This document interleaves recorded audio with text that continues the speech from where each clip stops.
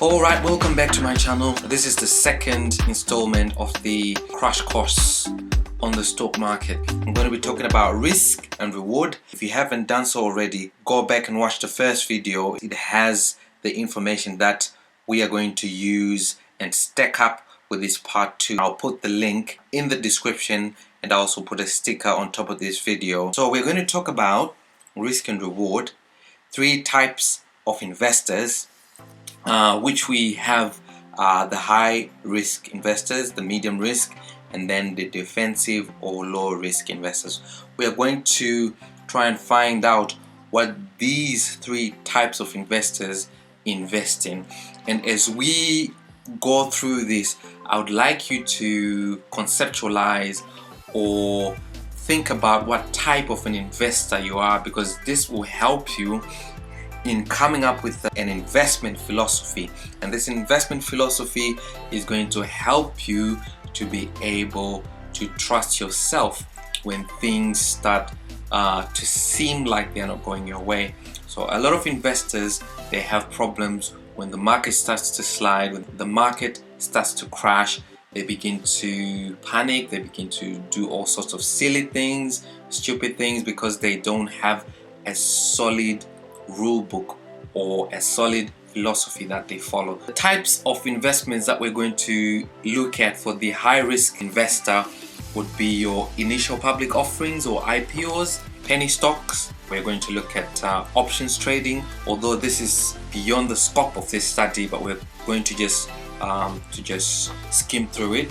Then we're going to look at types of investments for the medium risk investor, which are index funds, blue chip stocks, high yield bonds, and so on. And then we're going to look at the investments for the defensive investor, which are high grade bonds, index funds, and blue chip stocks. So these are not cast in stone. They can be more than what I've put here, they can be less than what I've put here, but this will just help you to understand what I mean when I say high risk, low risk, and medium risk. Alright, so in the last video I ended the lesson on risk and reward. So just a recap on that is that high risk gives the potential for a higher return. Okay, this is a typo there. This is what we discussed in the first lesson. So in this lesson we'll then look into the different risk tolerances that I discussed. Alright, so on risk tolerance there are 3 types of investors, and I want to use very simple terminology so that you understand and not get confused, because I know I've gone to university, I've done a degree in finance, and I know that some of these terms, they just make it hard so that people can actually boast that they've been to uni, they've done this, and they are intelligent. But if you break this down, a 5-year-old can understand this. Okay, so high risk, we've got high risk tolerant investors. If it was the real world, these people would be the kind of people who do bungee jumping, they would do skydiving and all that. Adrenaline junkies, they fall under the high risk tolerant investors. And then we have the medium risk. These are people who they don't like doing things that are too risky. They don't like the extreme stuff, but they also don't like to be simpletons. They like to be somewhere in between, enjoying the best of both worlds. And then we have the low risk tolerant investor who is risk averse. So when I say risk averse, I mean they don't like risk at all. They like to eliminate risk from their portfolios. Alright, so the high risk investor, they take on investments, or they invest or speculate in high risk securities. So this asset class is normally for young enterprising investors who still have a lot of time ahead to right their wrongs. So such securities include, but are not limited to, initial public offerings, penny stocks, options trading. Then you have other things like Bitcoin, stock pumps, like what happened with the GME. If you haven't checked out my GME video, I'll put the link in the description below. Alright, so I will explain all these things in the next video, but let's just look at the portfolio of the high risk investor. So this investor, they're usually young, they're usually starting out, so they are risky, they are pushing boundaries, they want to make as much money as they can, because remember I said high risk, high return. So they like the risk because it comes with the probability of making more. So this kind of investor will have a major chunk of their portfolio in the risky stuff. So for example, you might have a high risk investor who has their portfolio in penny stocks, tech startups and options, individual growth stocks, and then a very small portion they'll put index funds or bonds in there, but the bonds as well, they want the high yield bonds, which are normally junk bonds because they are more riskier. Okay, going back to our concept on risk and reward, so the junk bonds, they are riskier, but they've also got a higher return. All right, let's look at the types of investments that I've mentioned. You've got IPOs. What is an IPO? An IPO is a sale of shares on the stock market for the very first time. So if the share price goes up because of demand, investors will usually sell their shares for a quick profit. So why do we say that these shares are risky? Is because they don't have a track record. Most IPO shares suffer from lack of liquidity, which makes it hard for you to sell if you actually want to sell them. And then also the companies are usually small in size, and the smaller a company is, then the more likely it is to run out of business or go bankrupt. So I trade in penny stocks, and I get a hell of a hard time trying to sell my stock, or even buying. Sometimes you place an order, it's there for the whole day because no one is selling, or you place a sell order, no one buys because no one is looking for that share. So that's IPOs for you. And then we have penny stocks. So penny stocks, they've got the same kind of paradigm as IPOs. The only difference between penny stocks and IPOs is that the penny stock was issued sometime in the recent past. So this penny stock is a share that has actually been offered but will then start to be traded, and most of these are low in their share prices, so they're in their pennies, or they can be a few dollars or a few pounds. That's where they get their name penny stocks, because they sell for very cheap absolute figures. Liquidity is also very low, and because of this, transaction costs are very high. So some of these are very volatile, which means that compared to the overall market, they move much more. They are volatile. We've got options trading. So options trading, this is beyond the scope of this study, but they are contracts to either buy or sell shares at predetermined prices in the future. I discourage trading in these until you've actually mastered the nuts and bolts. And since this is a value investing channel, please forgive me if I talk about Warren Buffett. Warren Buffett dislikes these types of investments. He doesn't like them at all. He calls them weapons of mass destruction. Alright, so there are other things that risky investors can choose to trade in: cryptocurrency, Bitcoin, and boiler room stocks. These are stocks that are pumped by chat rooms, which we call boiler rooms. They are pumped, and then people then dump them, and then if you have actually bought into them, you end up having a stock that's worthless, but you actually bought at the top of the plateau, where the price plateaued, and then it drops, and then you're left with a worthless stock. So these you need to be very careful with, even if you are an investor who likes risk. Alright, let's talk about the medium risk investor. So the medium risk investor sits in between the high and the low risk. So he or she kind of enjoys the best of both worlds. So this class of investor is middle-aged, still has time, although the time is a bit limited, somewhat like me. I'm in my late 30s, so you still have time to right some of the wrongs that you've made. So investments likely chosen will fall mostly into these three: index funds, blue chip stocks, and bonds. They can be a bit different to this stew that I've provided, but they'll usually be somewhat like this. So the medium risk portfolio, you normally have a balanced portfolio, which means half of the stocks are risky and half of them tend to eliminate the risk and diversify that portfolio. So diversification, what we are just simply saying is you are investing in as many sectors and markets as possible to minimize the effects of one market moving against your position. So that's what diversification means. So the medium risk portfolio is comprised of your index funds, your blue chips. They could make 50-50, they could make 60-40, whatever the investor feels comfortable with. So your index funds, these are my favorite. If you have watched the first video, you will know that these are one of my favorite investments. Or ETFs, index funds and ETFs, they've got many similarities. If you don't know these similarities or differences, watch my first video and the link is in the description.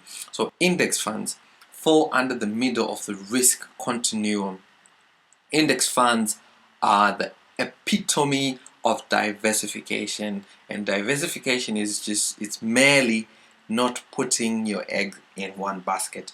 So you've got a range of companies which make up the whole stock exchange, and the index buys a share of every single stock on the stock market and places it into a basket, which is called an index fund. So buying all the stock market, which has given an average of 10% annualized since the 1920s, there is no better way of actually managing risk than buying the market. Then the market is got a beta of 1, so you are assured that you don't suffer most of the shocks that the penny stocks suffer. So blue chip stocks, you've probably heard this word or this phrase being thrown around. Blue chip stocks, these are simply well-known high-quality companies that are leaders in their field. These companies have stood the test of time. They've gained the respect of their customers and their shareholders. So blue chips are usually big companies and they make up the high end of the stock market indices. For example, on the S&P 500, you'll find the blue chip stocks will probably be in the biggest 100 companies of that index. In the FTSE 100, they'll probably make up 10, 20, 30, 40, 50 of the biggest companies on that index. So for me, size is very important, because if something is big, it's very hard for it to fail. Let's look at high yield bonds. So bonds are low risk instruments, but remember that there are varieties of bonds. So in the bond universe, we've got high risk bonds, we've got medium risk bonds, we've got low risk bonds. High yield bonds are a bit risky. So the high grade bonds and low grade junk bonds. So junk bonds are the higher in yield than A grade bonds, for example. So high grade bonds are those bonds that are offered by companies or governments with a good track record, or in other words, credit score and fundamentals. So don't get this confused. To make it very easy for you, a bond, if you watch my first video, I explained what a bond is. So if you're going to borrow money, companies want to see your payment track record. If you've never missed a payment, then you are a good creditor. So they'll give you a better interest rate and they'll give you the money that you're looking to borrow. So it's the same thing with these bonds. If a government has got a poor track record or a credit score, in quotation marks, then the bonds that they issue, they will be leaning more towards junk bonds, and they will be high yield. So the riskier the bond, the higher the interest, and hence the return. Alright, let's look at the low risk investor. So the defensive investor may be a retiree. You've worked all your life, you've made your money, and you just want to be secure. You don't want your money going down the toilet of a boiler room or Bitcoin or whatever. You want to be safe. That's the bottom line to this investor. So it's someone who has accomplished their monetary goals and they just want to ensure that their capital is safe. For someone like me, if I get to 10 million, for example, I would just take all my money out of the stock market, put it in a very good bond, which is high grade, probably AAA, and then just pack it there. I know I'll be getting my 2-3% every year, and that's it. That will suffice. So the defensive investor will have a higher portion of his portfolio in safe or low risk investments.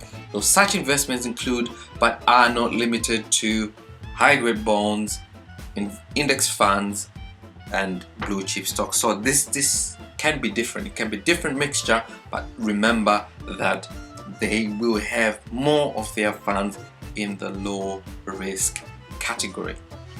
So the low risk portfolio will include the following weightings. It will have much of those the higher weighting will be in very risk-free assets like bonds, as I've said, and then the smaller portion will be in very safe stock securities like index funds and blue chip stocks. So high grade bonds are very secure bonds in terms of safety of principal and guaranteed return. Since they are low risk, they also come with low return. A defensive investor may have 50 to 75 of their portfolio in bonds and the rest in stock index funds. Though some defensive investors may choose to have a few blue chips in their portfolios, like I do. I choose my portfolios based on the profitability of those companies. So if a company is profitable, it's probably in the top 50 biggest companies, then I would choose those stocks and have them as individual stock investments in my portfolio. So what type of investor are you? We've talked about the 3 types of investors, and you probably see yourself in one of those three categories. So decide what type of investor you are. This will give you an investment philosophy. I recommend that you write down your investment philosophy and follow it. An investment philosophy is a set of beliefs and principles that guide your decision-making process. So it's a set of guidelines, not laws as such, but it's something which helps you. As I said earlier, it guides you, and when the stock market crashes, for example, and you have followed your philosophy, you don't panic, because market psychology is so important in investing, and this investment philosophy will help you when it comes to market psychology. I will discuss about this in my upcoming videos. So this is just an example of an investment philosophy. You could say in your investment philosophy, for example, individual stocks come from the top 50 S&P 500 or FTSE 100. This is what I do. This is personally what I do. My individual stocks that I have in my portfolio, they come from the top 50 S&P 500 or FTSE 100. Otherwise, 75% of my investments will be in index funds. So so 75% of my investments are in index funds. So when the stock market is above a market PE of 40 times, like I'm a bit worried about the stock market right now, because it seems like we are in a bubble. So when the stock market is above a market PE of 40 times, I will put my money in bonds and buy stocks when the valuations go down. I also do dollar cost averaging, which is buying the index at predetermined intervals every month. So I do that when I buy index funds. I don't care whether the market is up or down. I simply buy a predetermined amount of shares of the index every single month. So this is me, and this is the end of the video. I will put a link in the description for all of you who want to get a copy of this presentation. You can click the link to my website. It will take you there. You just enter your email and the presentation will be available for you to download. If you haven't done so already, smash that like button and click subscribe. If you've liked the video, please share it with your friends. Let's get investing. Thank you very much, and I'll see you in the next video.